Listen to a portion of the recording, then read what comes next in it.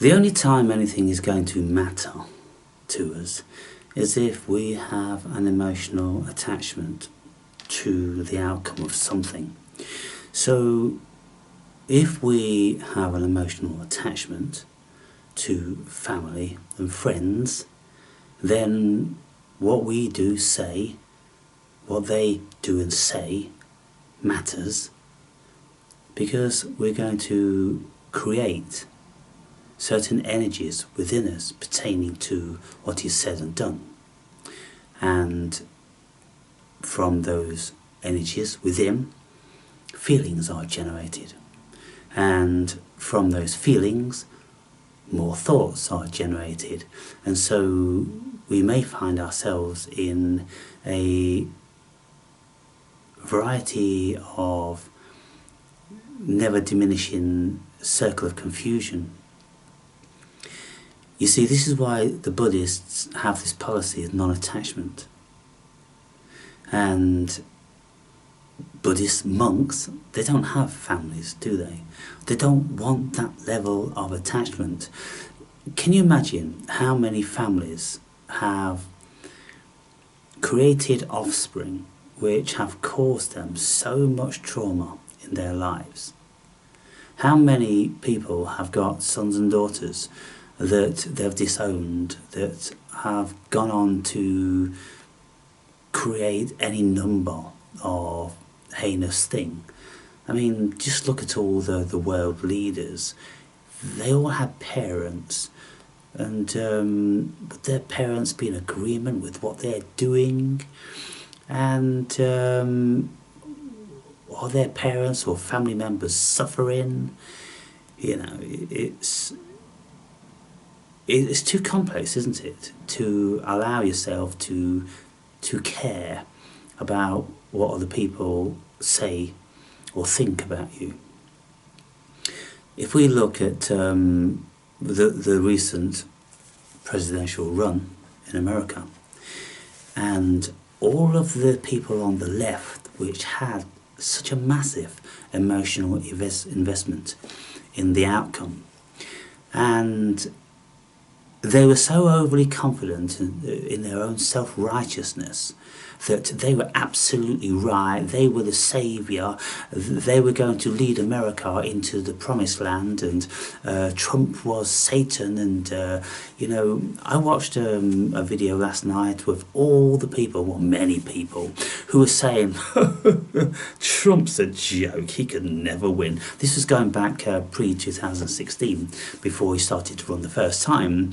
And so many prominent people are just proving themselves to be completely ridiculous and insightful and you know, unintelligent.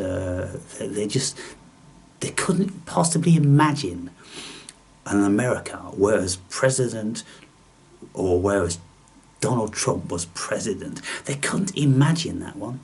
Their scope of their imagination, of their consciousness, couldn't lend itself to that eventuality. And that was their downfall, you see, because they never considered that that was an option. And so if you don't really take serious opposing options, then you will leave yourself very, very vulnerable to the greatest of surprises. Now, with 50% of the voting masses of America voting for the Democrats, and now screaming hysterically and crying, and they're all cuddling each other and wiping their tears away, and they've realised that they made many, many massive errors. And it's been a very, very humbling experience for the left, because the left were considering themselves invincible. They were considering that they were going to steamroll the election, and they wouldn't even need to have a candidate which was voted in by the people, because Kamala actually usurped the position. And that's the first time that's ever happened in the history of the American presidential run, where the vice president has just usurped the presidential position, and that's what she did. And what did she have? She just said, That's all she had. She had nothing. And yet her naivety and the party's naivety considered that that was enough, because Trump was just an evil demon and everyone can clearly see as Satan. Wrong. Wrong. Wrong on so many counts. Wow. And so for all these people that have this investment in the Democratic Party, they'll look at how now devastated they are. Look at how vulnerable they're allowed themselves to be by getting emotionally involved in the outcome of something which was beyond their control. You see, what's within the realms and parameters of our control? What goes on inside our vicery? That's, with some people, it's within our control. Some facets of that are within our control. Obviously, if we're ill, then we can have little control over that. But when you look at science programs and they speak about the inner workings of the body, well, it's an independent entity outside of the mind, but it can be influenced by the mind. And so this is where the placebo effect comes into place, mind over matter, and all these different sorts of things. So it's very complex on many levels. But if we're going to live a life which is given to pleasure instead of pain, then we need to wise up to certain human issues, and we need to consider greatly the human psychology. We need to consider our environment. We need to consider hypnosis and propaganda, and many other facets of what it is to be a human being. But if we have no awareness of how the exterior, the external world can affect our interior world, then we are very, very vulnerable, aren't we?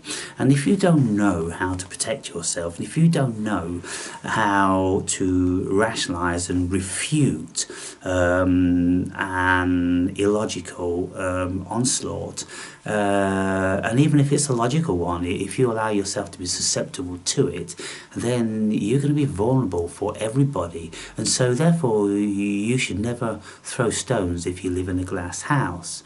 And so this is why I can do whatever I can do, because there isn't anything that anyone is going to be able to say that's going to make me lose sleep at night. I'm not going to be losing any friends over it, because I don't have any friends. I've made an internal concerted effort that I have all the friends I need going on inside here, and to have a friend on the external which I don't have any measure of control over, then friends can come and go, friends can let you down, friends can turncoat on you, friends can do any number of things, can't they? And of course in the past I've had all this different sort of stuff going on, and I've asked myself the question at the end of a friendship, was that friendship worth the while? Was it a worthwhile experience? Did I gain anything from it? Did I profit from it? And now looking back with retrospect, what that person did, would I be better off never having had that relationship? And in the vast majority of occasions you can say, yeah, I would have been better off. So therefore we need to be wise before the event, don't we? So therefore we don't need to have friends, we don't need to have associates which we are attached to. We are attached to the outcome of any given scenario or situation. We become islands unto ourselves, and we become insular in as much that if we have enough going on inside and we don't need the exterior, then that's the best possible thing to do. And when we become awakened and wise and all the rest of that stuff, then you look at the world and you go, well, look, all the world is an opportunity to make me feel in one way or the other. And if I don't want to feel in a negative way, then I'll be well advised to avoid many situations and scenarios. And so therefore I can build a level of protection by eliminating many of the places where I would go. You see, look, if we go into bars and nightclubs and all this different sort of thing, then, you know, on the odd occasion, something temporary good may come out of it. But invariably, if I look back at my life, the amount of nightclubs and bars and this, that and the other I went to, and nothing came out of it, the only thing that happened was I was depleting my energy. Well, I would have been better off never visiting any of them, really, to be fair. And so we have to consider these things, people. We have to be very careful where we spend our energy. And these days I'm very frugal with my energy. I don't give it away. And I most certainly don't leave myself emotionally vulnerable with any level of attachment, because it's in the past proved itself to be the wrong thing to do on many levels. And so getting invested in a political party, getting invested in a herd mentality, getting invested in people that we don't have any control over, people that we know have been liars from the very get-go. How could anybody in their right mind do that? So therefore it will be fair to say that the whole of the Democratic Party, everyone that voted Democrat, were delusional, and they had a very energy depleting attachment to that party, because that party failed. It failed them, they failed themselves, and now they're feeling the emotional ramifications of this. They're feeling the fear and the terror of what they've built up in their psyche about Trump being evil, being Satan himself, and how many prominent people have vowed to leave America if Trump became president, and how many people said that I'll eat my hat, I'll eat my arm if Trump becomes president. Well, they best start feasting, that's what I say, and they best start packing their bags if they've got any level of personal integrity. But of course they won't have, and they'll just be very conveniently forgetting that they've ever said those sort of things. You see, if we are going to be subject to our emotional states, then we are always going to be our own worst enemy. If we are going to live healthy, calm, enjoyable lives, then we have to first ensure that we know what the fuck is going on in here and what is going on in here. Because if we don't know what's going on in these two places, then how could we ever even remotely have any fucking idea of what's going on out there with all of those variables? I've already spoken about some of the myriad of variables going on in here and in here. I'm already saying, I've been saying for years, that there's many spirits that occupy this house of the soul.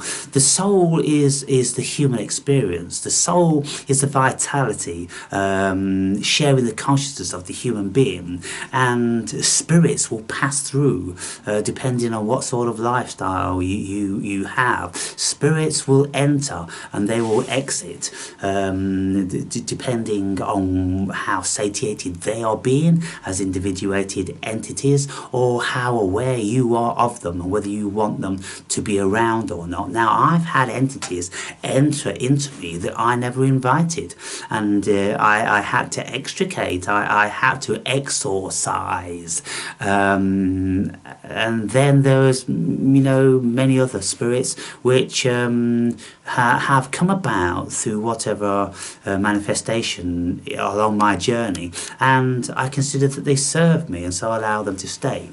But some they have left on their own accord, like the spirit of adventure. The spirit of adventure has either become very dormant or has left to continue its adventure.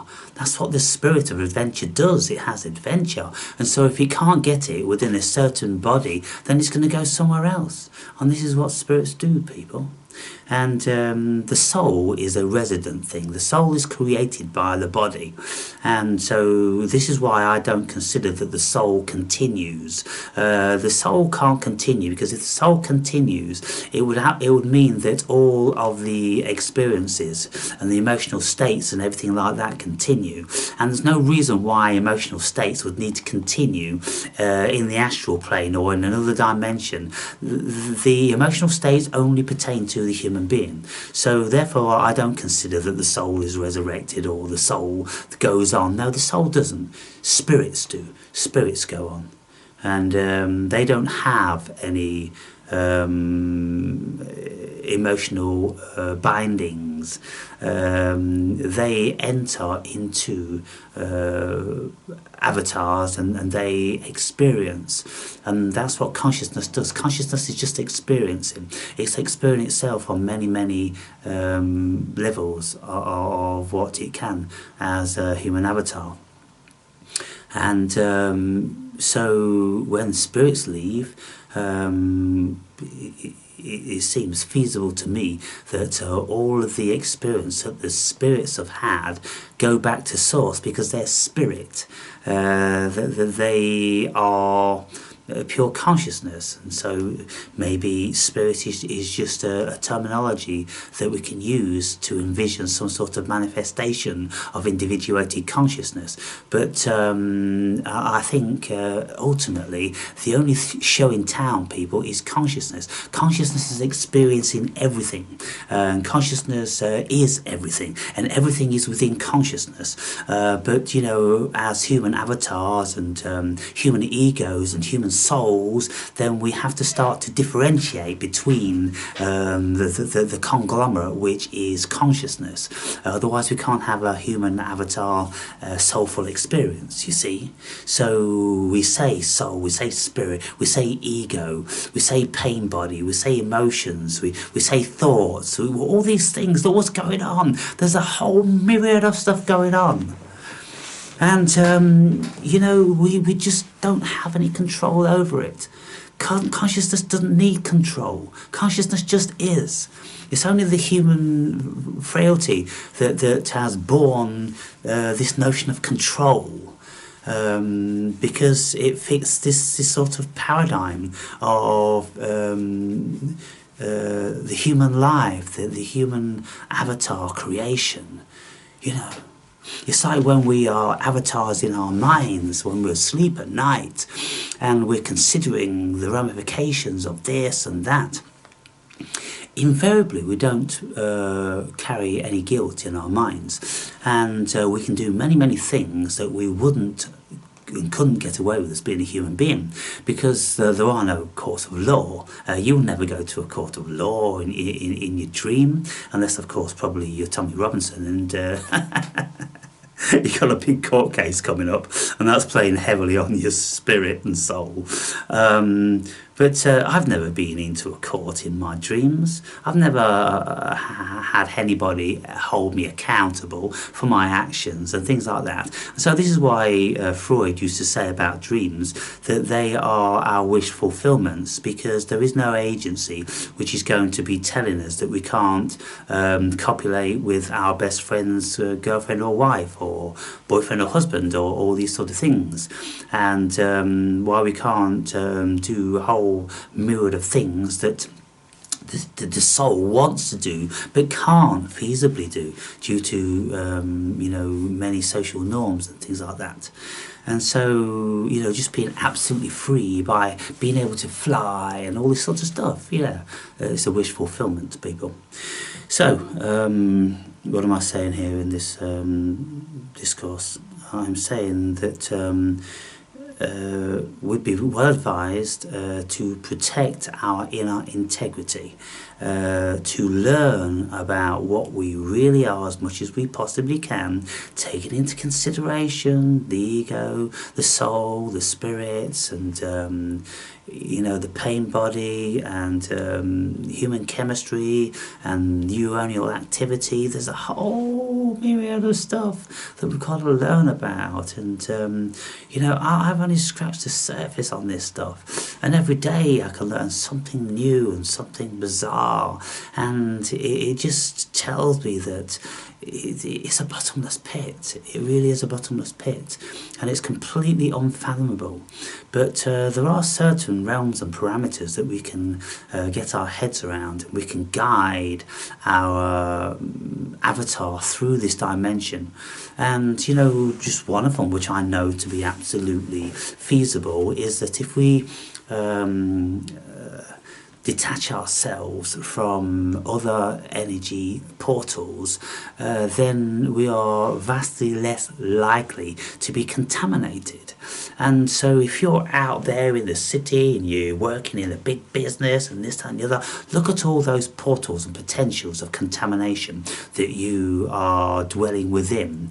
So therefore, you more than anybody has to be very, very centered. You really do have to have a very deep and profound egoic relationship, a soulful relationship, a spiritual relationship, a psychological relationship, a biological relationship, a metaphysical relationship. You've got to be able to juggle all of these things if you're going to be a fully active human being. Otherwise, you're just going to end up in a constant state of trauma. And that, ladies and gentlemen, is how most people live their lives. And increasingly, I'm meeting people that are riddled with demons and negative energies, and they've got no awareness about it. And they don't know what to do about it. They are living a living hell. And it's like this friend of mine from the gym who says on a level of 1 to 10 of trauma and fear, he's a 10. And he's been a 10 all of his life. It's because he doesn't know anything about the things I've been speaking about. And this is why I'm saying to you people, it seems that the vast majority of you don't know either. And that's why I'm coming to you from a different dimension of consciousness, aren't I? I'm coming from so many different levels that I've learnt about and experienced that you haven't. And so that's why you've got nothing to say. That's why you don't think the videos really mean anything to you, because they don't touch you to your core. And so I'm saying to people who have read my book, come and talk to me about what you've discovered from that book. And the reason why only one person has come forward out of 100 who have bought the book is because they just can't get in touch with the things I'm speaking about. They have no experience of those things. And if they do have a little bit of experience, then they've got no idea how to articulate it or how to assimilate these things, because they're missing so many other pieces of the jigsaw puzzle. And so they've got to read more, they've got to experience more, they've got to listen more. And, I don't know how many years it's going to take you guys before you are in a position whereby you can come to talk to me on this level that I'm speaking about. Is there any of you out there that can do that? If so, hit me up. Just ask for my email.